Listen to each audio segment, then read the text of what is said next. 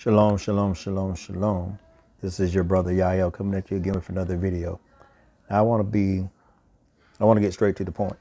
Now, there's a lot of people saying, well, since it was 5 black cops, that rules out racism. But actually, it does not. You have to understand our history.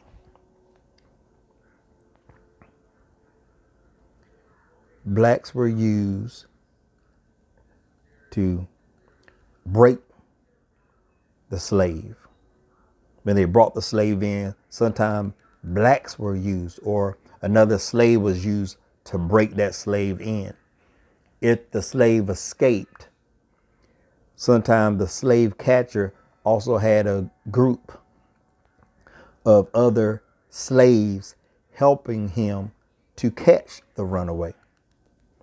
If the slave had to be disciplined, it wasn't always a white man yielding the whip.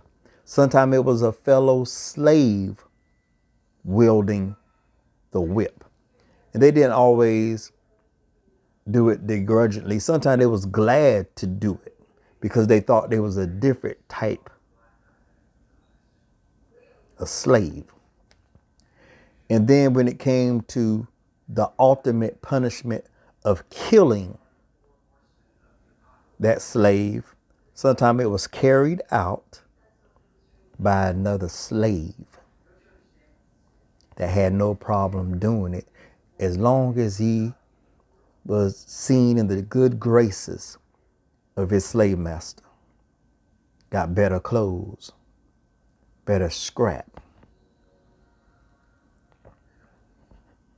So don't be fooled. Just because they were 5 black cops still does not mean that rules out racism and white supremacy. Because remember, the victim was black. And those 5 black cops didn't see him as their brother.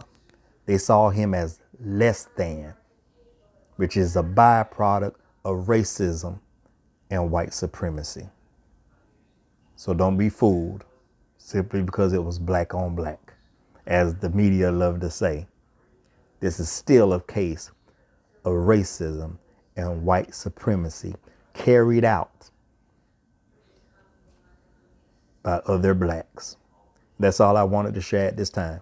Shalom.